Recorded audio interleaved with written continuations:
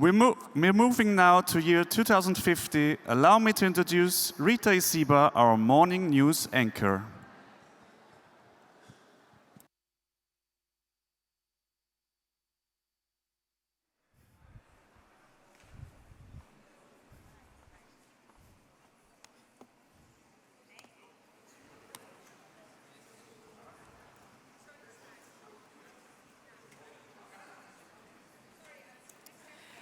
Good morning and welcome to the news on Thursday, November the 2nd, 2050. Ethiopian nominated for Nobel Prize for Economics. Born in Ethiopia on November the 2nd, 2023, Salamawit Mulugeta is known for her contributions to the introduction of a sustainable economic order in many countries of the African continent. European Union to celebrate. 100 years after laying the foundations for today's EU, several successes of the Union can be celebrated in this anniversary year, including the goal of CO2 neutrality set out in the Green Deal in 2021. This has been achieved by all member states. Air traffic largely decarbonized. Austrian Airways is set to take delivery of its first fully hydrogen-powered long-haul jet. The plane is scheduled to start regular services between Vienna and Tokyo from November the 15th. African continent continues economic upswing. Ethiopia, Zambia, and Benin are now the 3 fastest growing economies in 2050, continuing the trajectory of most of the continent. As the educational level of young people, and especially women in most African countries, have improved significantly. China to approve optimized human embryos. 100 years after the first transplant of an animal embryo was performed, China officially approved that genetically optimized human embryos can be selected during medical preconception examination. Hole in the ozone layer continues to shrink.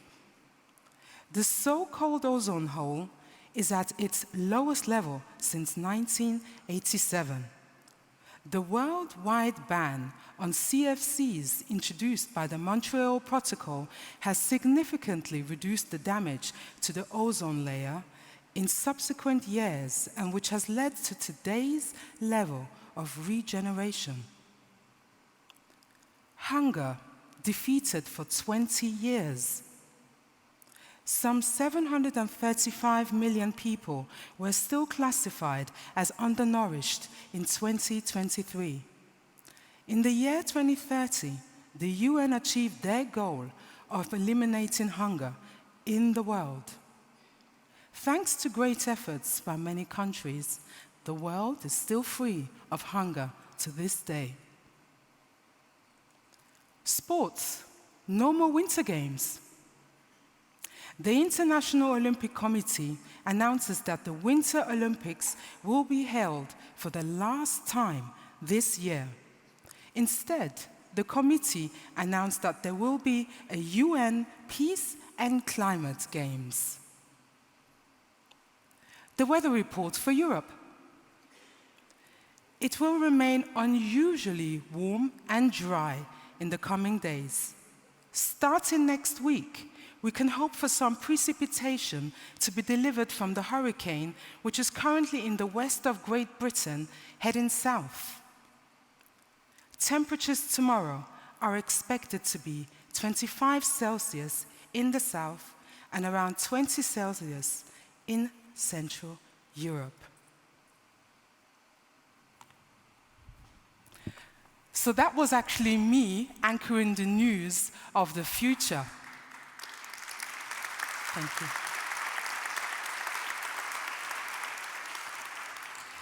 The purpose of this is just to help us visualize how the world affairs could look like in the year 2050. 2050 is only in 27 years. So I hope today marks an opportunity for us to bundle our expertise and our actions in order to make the world affairs happen, as I mentioned earlier today, or this moment. Now, excuse me, where are my manners? Let me start from the top. Respectable Director Generals, Your Excellencies, distinguished guests, and those of you joining online, hello and a very warm welcome to the International Vienna Energy and Climate Forum 2023.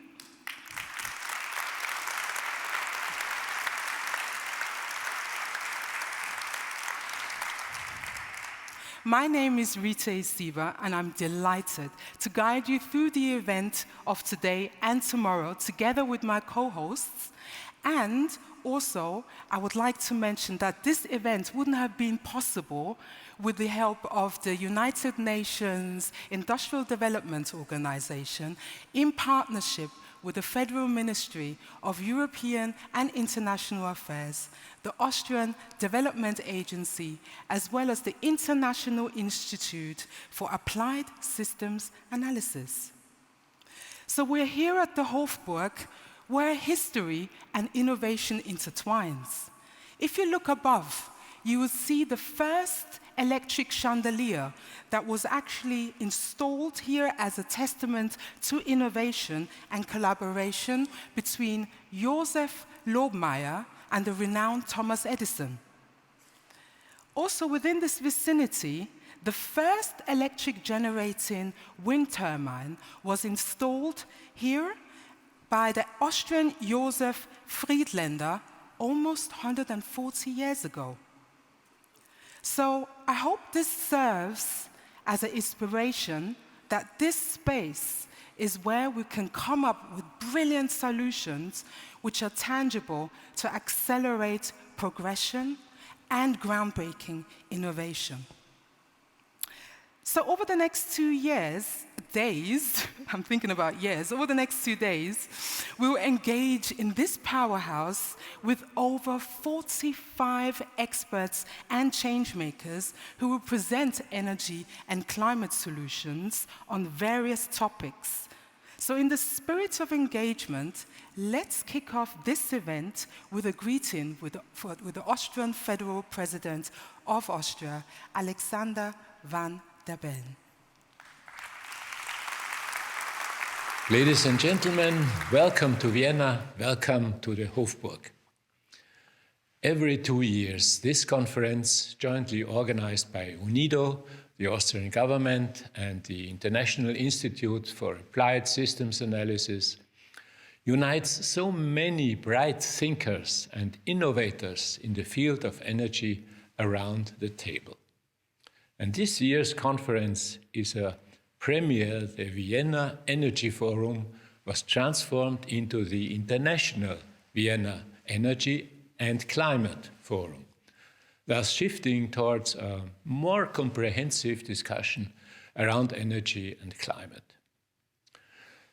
We are all aware of the catastrophic impacts of the climate emergency around the world.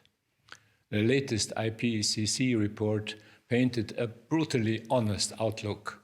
The 1.5 degrees Celsius target will be missed if we fail to act more decisively. This also means that we must step up our ambitions. 2 months ahead of COP28 in Dubai, this forum can serve as an opportunity to underline the urgency of action to come up with innovative green solutions in the energy sector and to build coalitions. I wish you all a productive and successful forum, and I look forward to the positive results that will emerge from it. President Van der Bellen, with a clear call to action and encouraging us to make the best use of this gathering. Now next, I'd like to welcome our host, and also our next speaker, who will share his opening remarks. Please put your hands together for Director General of the United Nations Industrial Organization, Mr. Gerd Müller.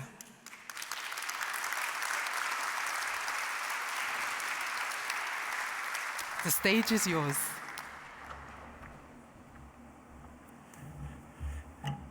Wow. Ladies and gentlemen, what a welcome this morning, Excellencies, dear guests. I am incredibly glad to welcome you to the International Vienna Energy and Climate Forum on behalf of UNIDO. And thanks to the organizers and all participants from all continents from around the world. Thanks to the Austrian Foreign Ministry, the Austrian Government and the Development Agency and even IASA. Energy is the basis for all development and progress. Ladies and gentlemen, we heard it 150 years ago, there was no electricity in Europe. And now we are here. Ladies and gentlemen, our atmosphere, the climate on Earth, makes our lives possible. For millions of years, mankind lived in harmony, in balance with nature, with our planet. But now, today, the human carbon footprint, the emissions that we cause have reached a dramatic level. Not only the atmosphere, but our climate, our global public goods, like the seas and the forests, are endangered. The triggers are two main developments, ladies and gentlemen. First, the world population explosion in recent decades. Think about it. Humanity has increased from 2 billion to 8 billion in the last 100 years. From 2 to 8 billion. Never before such an explosion. The population is now growing every day by 250,000 people. That means every week a new Vienna at the planet. That is 80 million people more on the planet every year. And the second development is the consequences of industrialization since now 150 years. Mankind is more old than 3 or 4 billion of years. But industrialization started 150 years ago.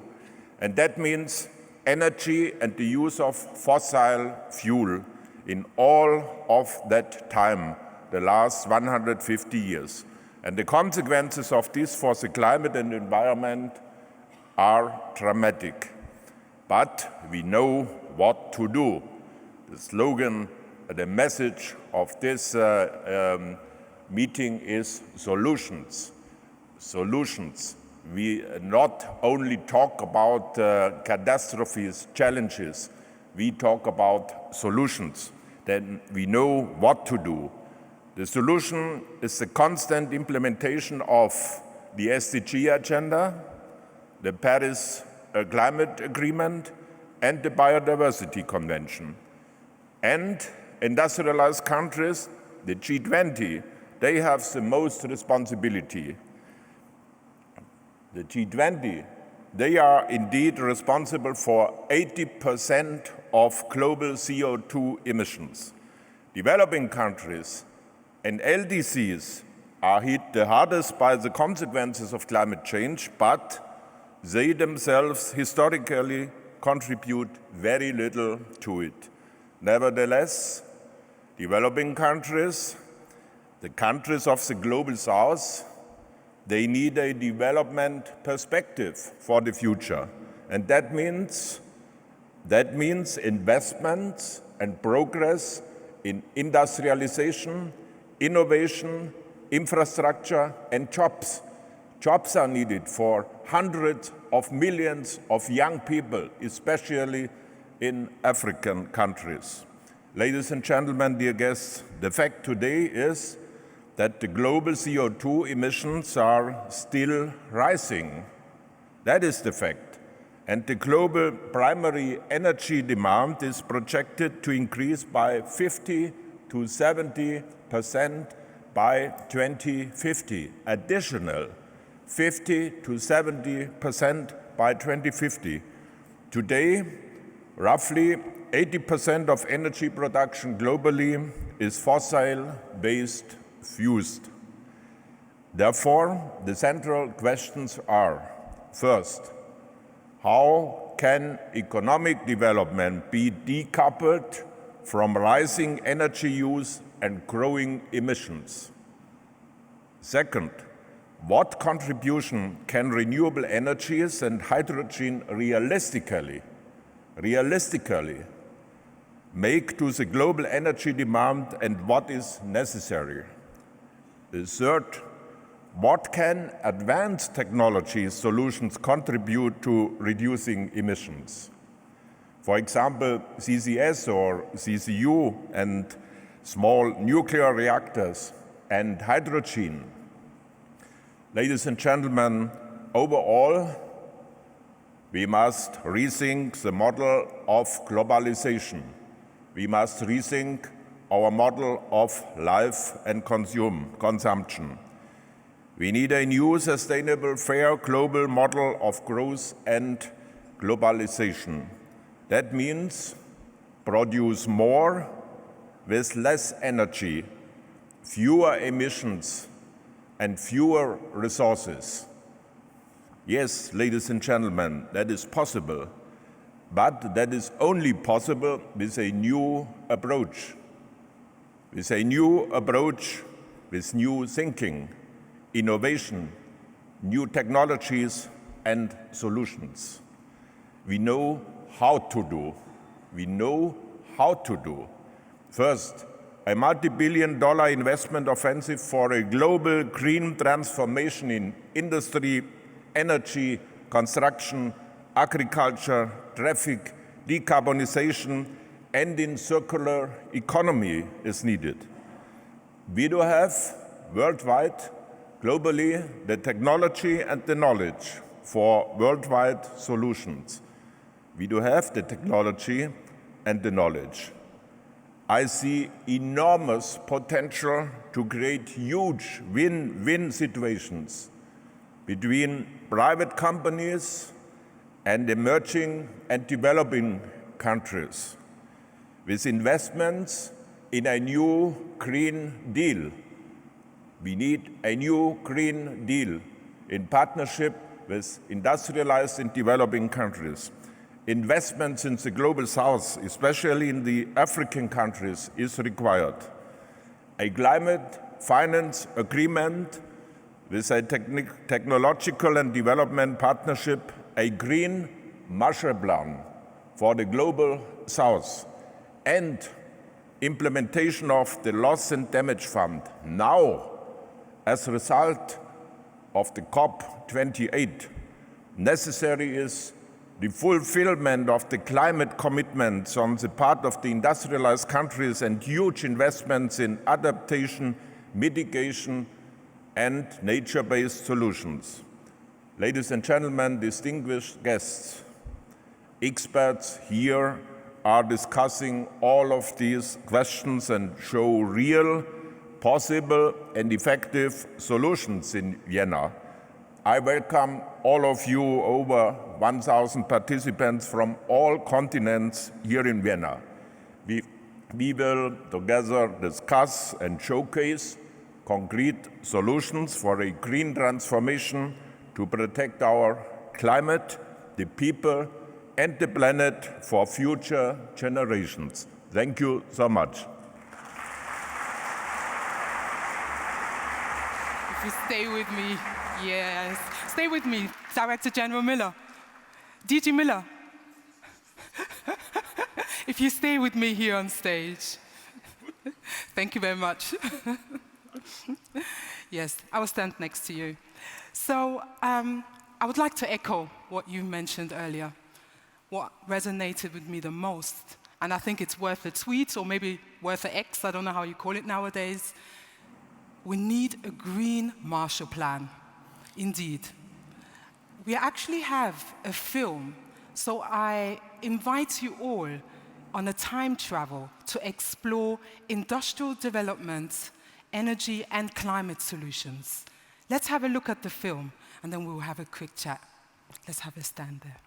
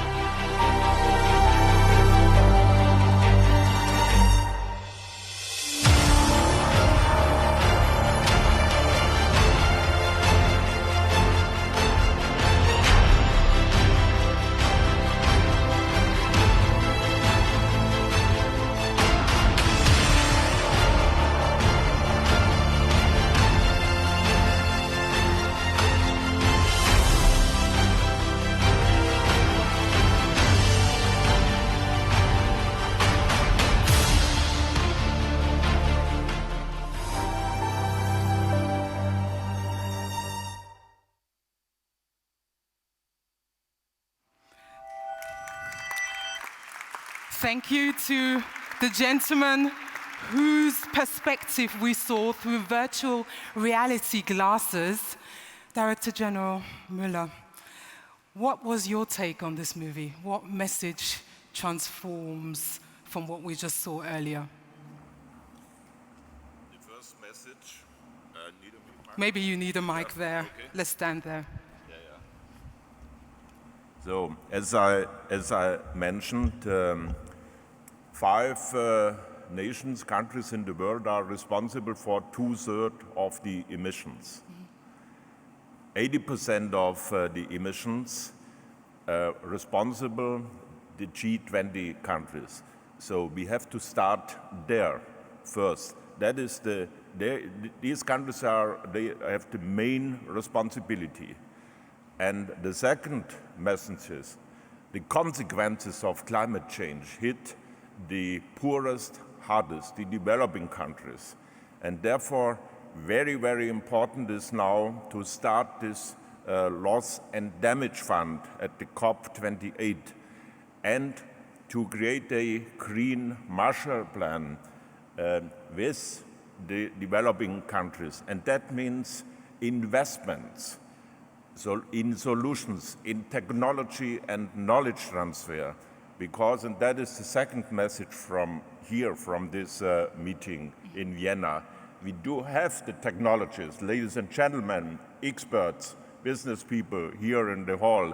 We do have the technology in clean energy, in decarbonization of infrastructure, of buildings, of traffics. We do have already the technology.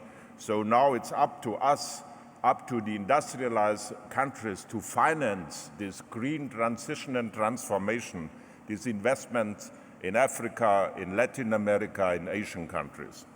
Thank you very much for passionately telling us what we need to do. Director General Müller, everyone.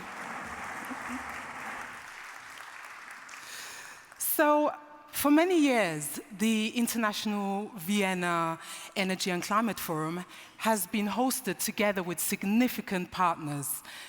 So, in this respect, please help me welcome the Secretary General of Foreign Affairs at the Austrian Federal Ministry for European and International Affairs, Nikolaus Marschik, everyone.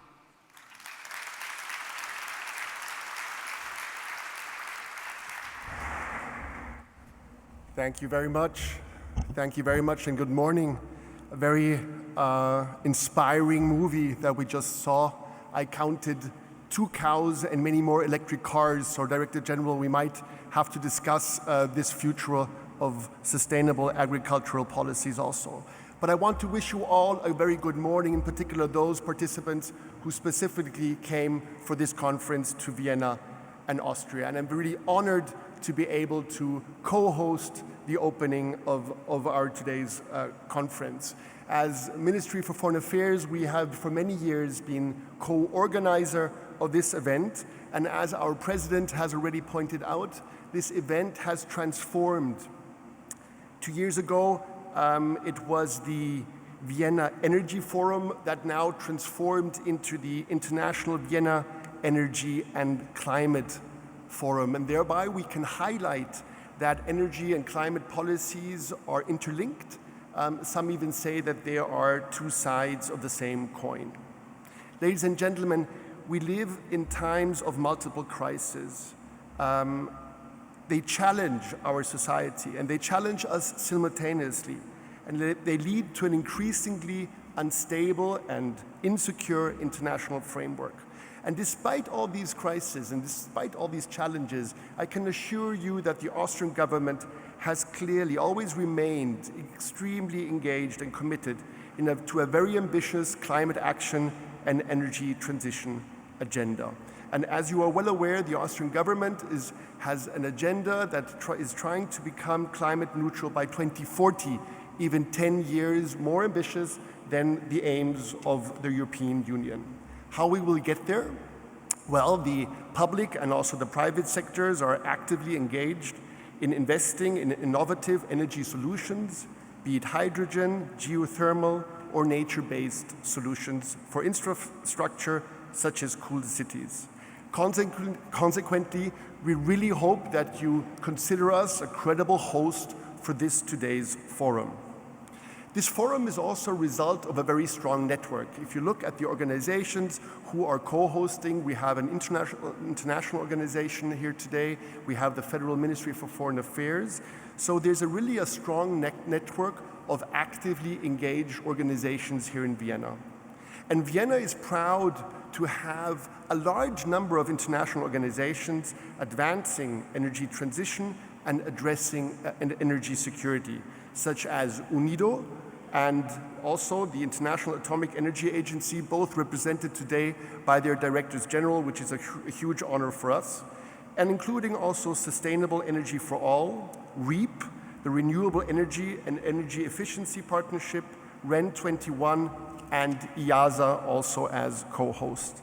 And all of these institutions and organizations, they're managing projects on energy transformation and overall energy security issues around the globe.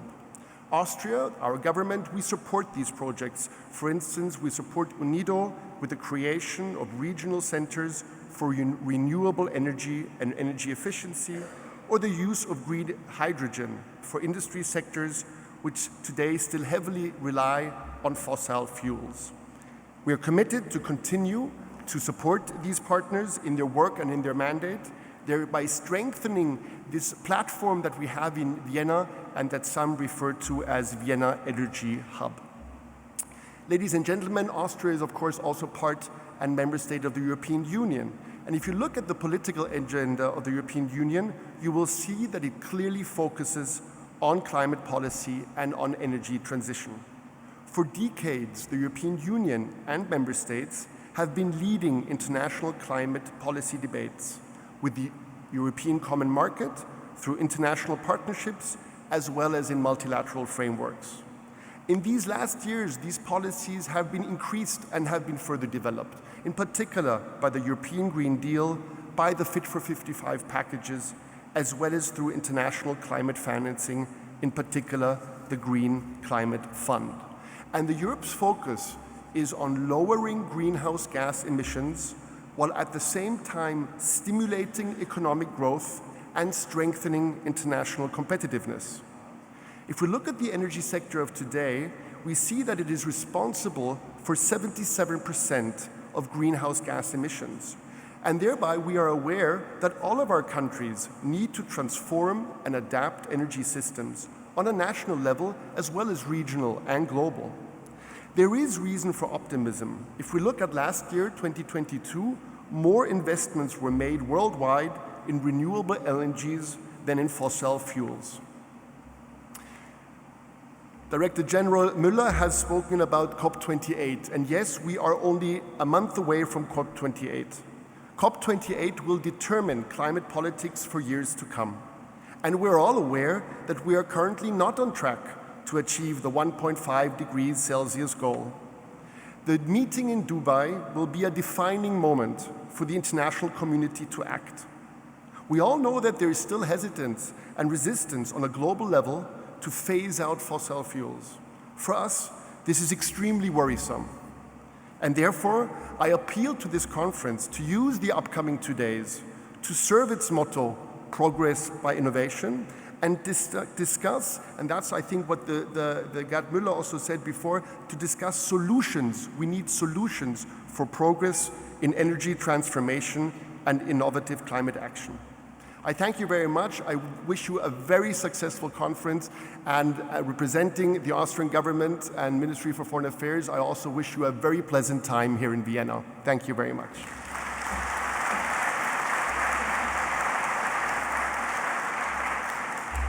Thank you very much for your insightful remarks, Secretary General Marschik. I am extraordinarily proud what Austria or Vienna contributes towards finding solutions to the energy and climate challenges that we all face. Both Director General Müller and Secretary General Marschik have already mentioned the COP28, which is due to be hosted in Dubai. In this respect, I would like to announce the President-designate of COP28, Sultan Ahmed Al-Jaber, to provide us a video message. Let's have a look.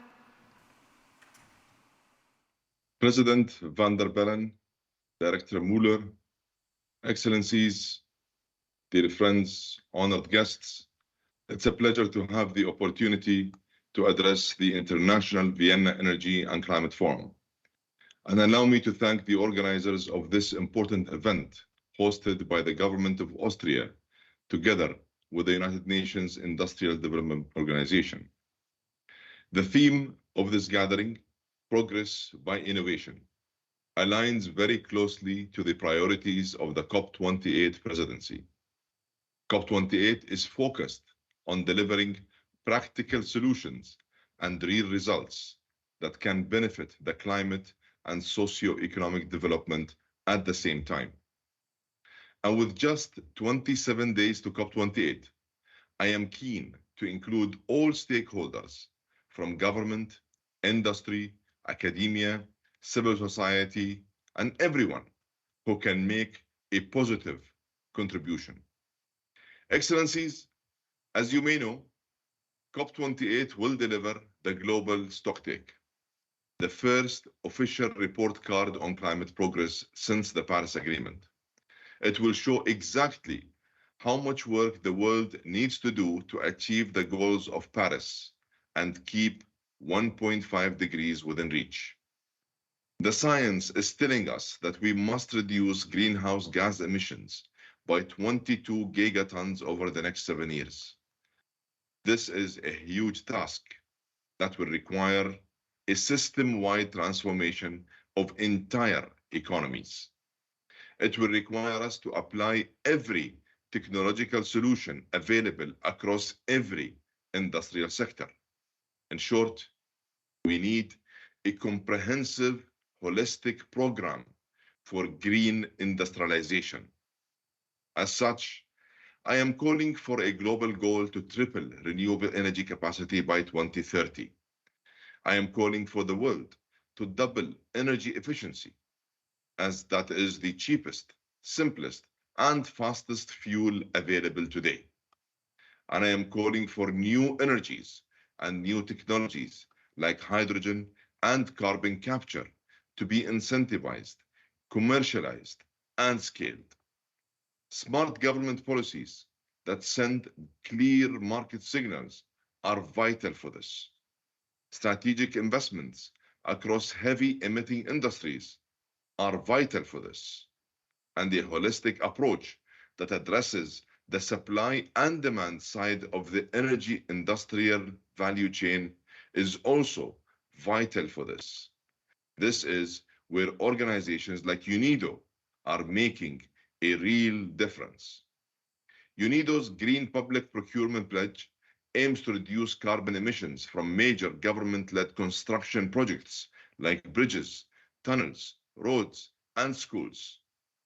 And as the biggest purchasers of steel, cement, aluminum, and concrete, governments can make industry greener through their purchasing power. I invite all countries to sign up to the Green Public Procurement Pledge and help drive industrial decarbonization. Excellencies, a fair, fast, orderly, responsible, and equitable energy transition is one of our 4 key focus areas for COP28, alongside fixing climate finance, focusing on people, lives, and livelihoods, and ensuring full inclusivity. All these pillars support each other and are critical for the success of COP28. As a showcase for solutions from governments, academia, and the private sector, this forum will make a valuable contribution to the momentum we need. I am sorry I cannot be with you in person today, but I hope to welcome all of you in just a few weeks in the United Arab Emirates for COP28 in Dubai. A COP that will aim for the highest ambition in the negotiated outcomes. A COP that drives green industrialization in developed and emerging economies. And a COP that makes traction for action, drives innovation through inclusivity, and delivers success through unity and solidarity. I thank you all.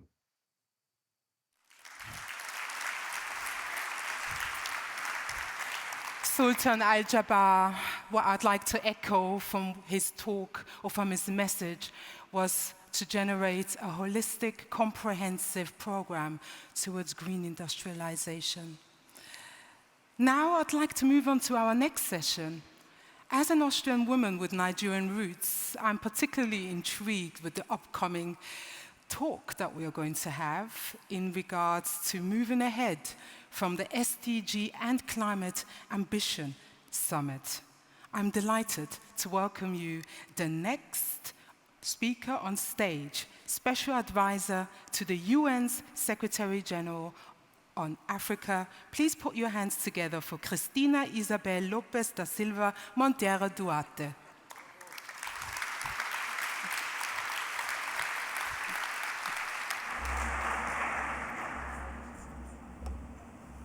Thank you. Good morning to everybody. It's a pleasure to be here. Thank you, my dear colleague and friend Muller, for the invitation. Excellencies, ladies and gentlemen, all protocols observed. It is truly an honor to be part of this critical conference, and allow me to take the opportunity to exercise my passion for Africa. In less than 30 days, once again, world leaders, climate scientists, negotiators, activists, and other stakeholders will gather to take stock of the planet's future, and participants will review the implementation of the many commitments made to mitigate the looming climate crisis and to add new ones. The planet's future remains at risk. Yet, globally, many countries keep the status quo in terms of energy consumption.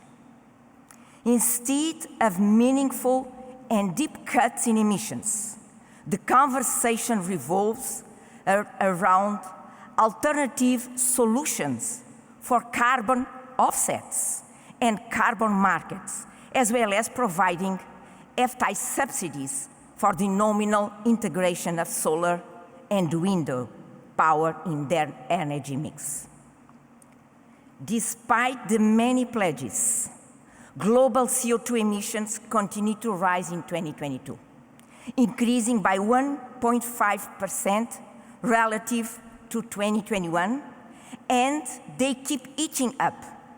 According to the IEA, global energy-related CO2 emissions grew by 321 MT in 2022, reaching a new high over 36.8 gigatons in 2022. It just keep increasing. After delivering, and allow me to be a little bit provocative, after delivering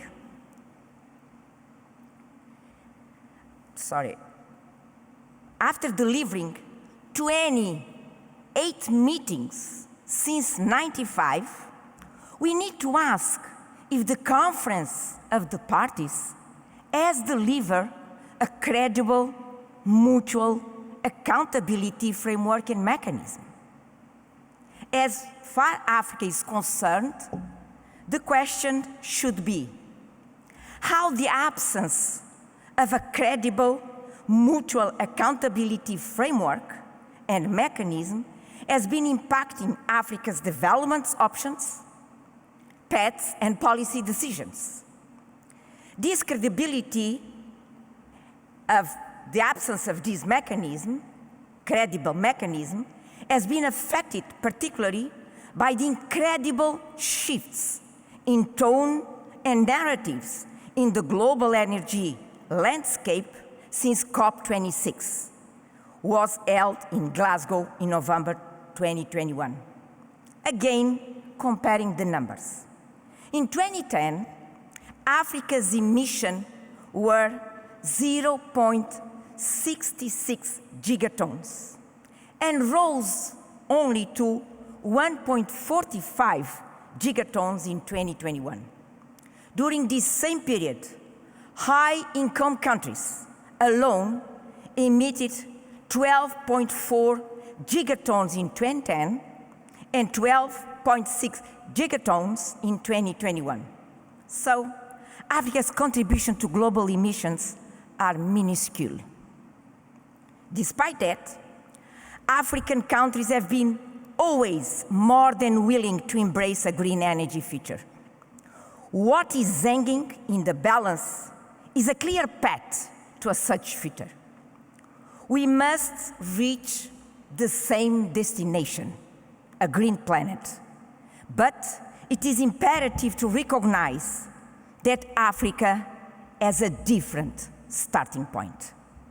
Africa's voice and key message, therefore, need to be pragmatic, recognizing that without technological breakthroughs to improve reliability, affordability, and ease of distribution, radical shifts to title the global energy balance in favor of green energy will take a lot longer than the projections of net zero by 2030 or even 2050. Based on the above numbers, I believe it is fair and just to recognize that the only viable energy future for Africa is a balanced energy mix. For African countries, energy access is no longer just an equity and economic development issue. It has real and severe implications for the continent's peace and security, with a growing demand for food, energy, and a young population demanding better futures.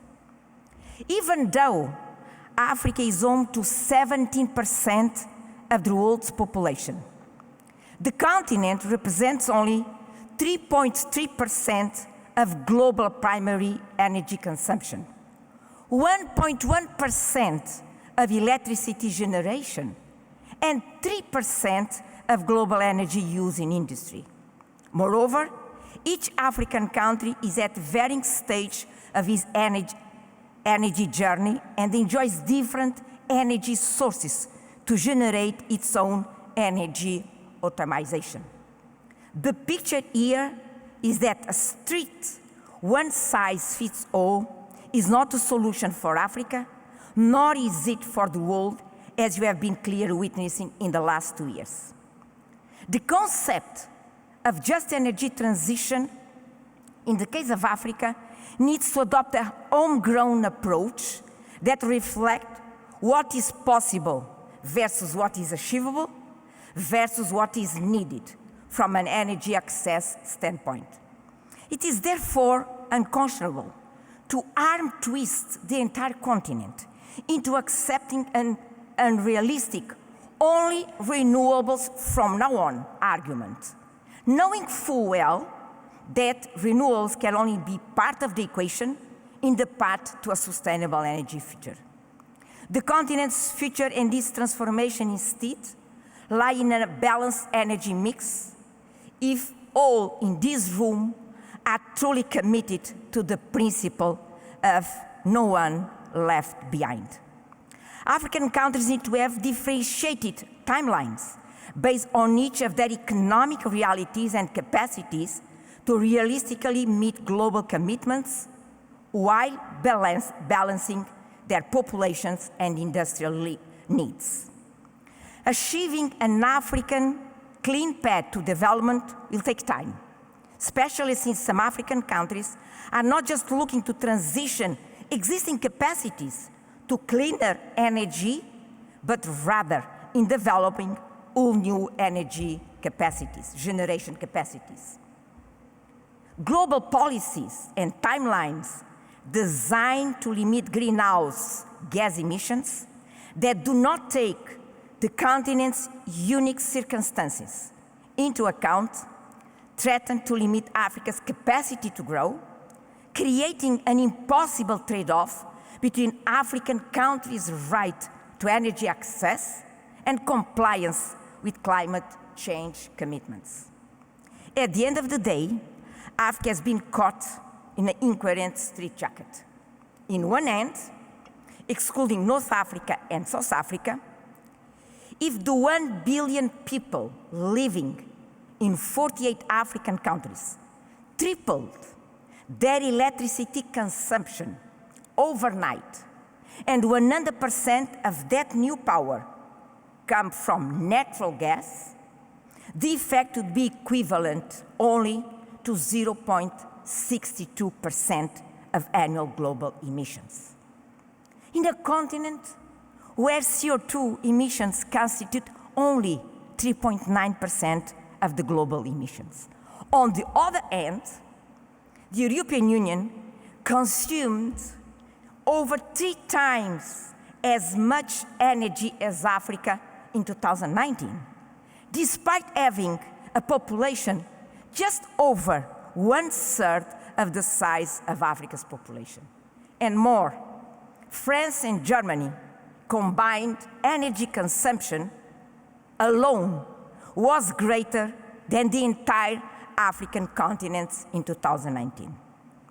Again, COP28 will occur with Africa having 600 million people without electricity. 75% of the global population without electricity lives in Africa, my continent. But Africa is ready to push for more mutual accountability to deliver a green planet as a pre-requirement for Africa to regain full ownership of its policy space. Thank you for having given me the opportunity.